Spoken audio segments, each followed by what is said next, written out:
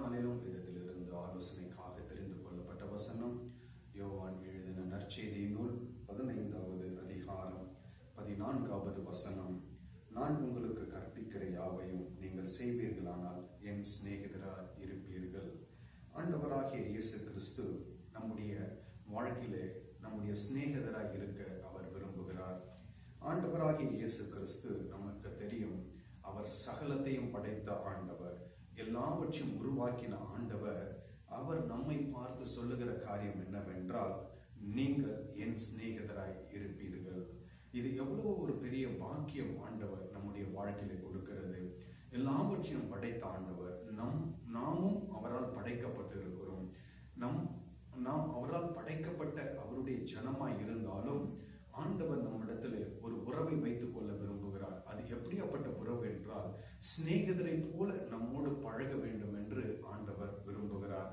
நாம் எல்லோருக்கும் தெரியும், ஒரு உண்மையான சிநேகிதன் மற்ற சிநேகிதனோடு, யாரோடு உண்மையாய் நாம் சிநேகிதர்களாய் இருக்கிறோமோ அவர்களோடு நாம் எதையும் மறைப்பது கிடையாது.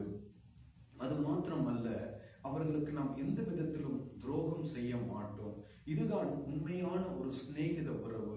ஆண்டவராகிய இயேசு கிறிஸ்து இப்படிப்பட்ட ஒரு உறவை நமக்குள்ளாய் கொண்டு வர விரும்புகிறார். அவர் நம்மோடு சிநேகிதராய் இருக்க வேண்டுமானால் அவர் சொல்லுகிற நிபந்தனை என்ன? வாசித்த இந்த வசனத்திலே அவர் இப்படியாய் சொல்லுகிறார், நான் உங்களுக்கு கற்பிக்கிற யாவையும் நீங்கள் செய்வீர்களானால்.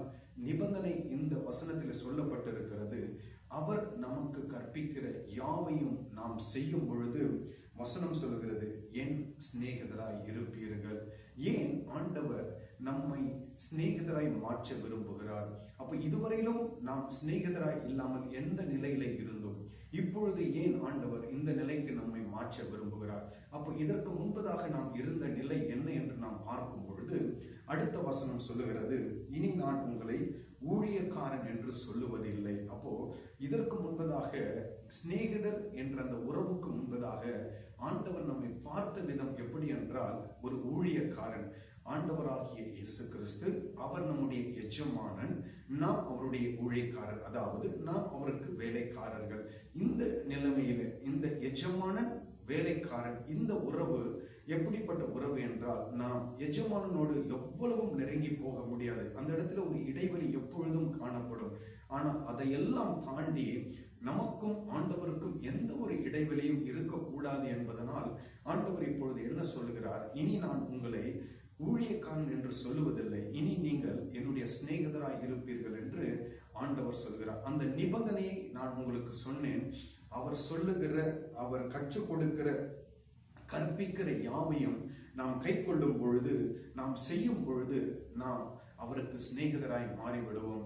அப்போ நாம் செய்யும் பொழுது, எல்லாவற்றையும் செய்யும் பொழுது, இப்பொழுது இருக்கிற அந்த எஜமானன், வேலைக்காரன் அந்த ஸ்தானத்திலிருந்து ஆண்டவர் நம்மை ஊழியக்காரன் அந்த ஸ்தானத்திலிருந்து உயர்த்தி சிநேகிதன் என்ற அந்த உறவுக்குள்ளாய் நம்மை கொண்டு வர விரும்புகிறார்.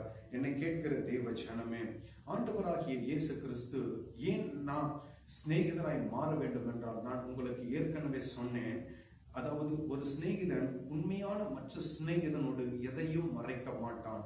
அவர்களுக்குள்ளாய் ஒரு மறைவும் இருக்காது. எல்லாம் அவர்கள் வெளிப்படையாக வைத்து, எல்லாம் அவர்கள் வெளிப்படையாக காரியங்களை நடத்துவதை நாம் பார்க்க முடியும்.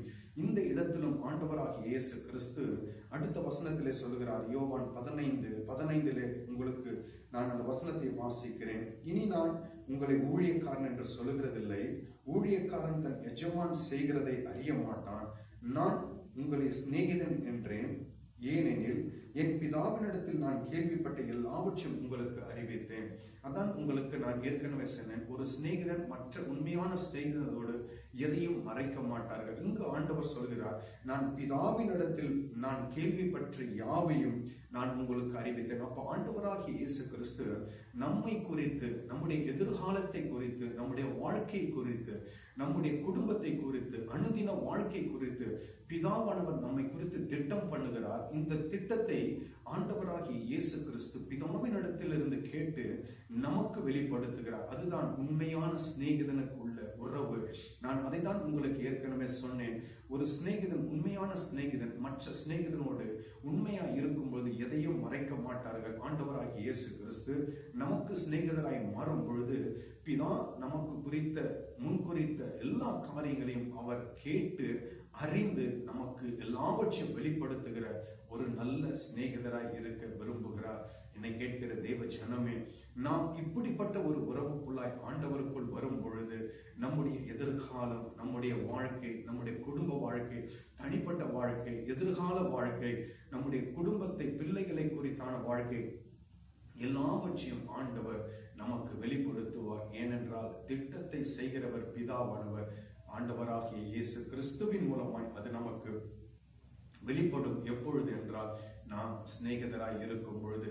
அந்த உறவுக்குள்ளாய் வர நாம் முயற்சிப்போம். அந்த உறவுக்குள்ளாய் நாம் வர என்ன செய்ய வேண்டும் என்றால் அவர் சொல்லுகிற எல்லாவற்றையும் நாம் செய்ய வேண்டும். அதுதான் யோவான் 15:14 நாம் வாசித்தோம். அவர் கற்பிக்கிற யாவையும் நீங்கள் செய்யுங்கள் என்று சொல்லி இருக்கிறார். நாம் அப்படி செய்யும் பொழுது நாம் அவருடைய சிநேகிதர்களாய் மாறிவிடுவோம். நாம் ஜெபிக்கலாமா? நேசித்து நடத்துகிற அன்பின் ஆண்டவரே, இந்த நாளுக்காய் நன்றி ஐயா. தேவரீர், நீர் எங்கள் வாழ்க்கையிலே எங்களுடைய சிநேகிதராய் இருக்க விரும்புகிறீர். ஆண்டவரே, எங்களை அதற்காய் ஒப்பு கொடுக்கிறோம். எங்கள் வாழ்க்கையிலே நீர் சிநேகிதராய் இருந்து எங்களை குறித்து பிதாவானவர் வைத்திருக்கிற சகல திட்டங்களையும் எங்களுக்கு கேட்டு வெளிப்படுத்துகிற ஆண்டவர், அப்படியே எங்கள் ஒவ்வொருடைய வாழ்க்கையிலும் நீர் வெளிப்படுத்துங்க. உங்களுடைய பிள்ளைகளை குறித்தான திட்டங்களை வெளிப்படுத்துங்க ஆண்டவரை. கேட்கிற ஒவ்வொருடைய வாழ்க்கையிலும் நீர் சிநேகிதராய் இருந்து அவர்களை நடத்துங்க. துதிகான மகிமை எல்லாம் ஒவ்வொருவருக்கே செலுத்துகிறோம். மீட்பெரும் இரட்சகருமாகிய இயேசு கிறிஸ்துவின் நாமத்தினால் ஜெபிக்கிறோம். எங்கள் ஜெபம் கேளும் ஜீவனுள்ள நல்ல பிதாவே, ஆமென். கர்த்தர் தாமே இந்த வார்த்தையின்படி உங்கள் ஒவ்வொருவரையும்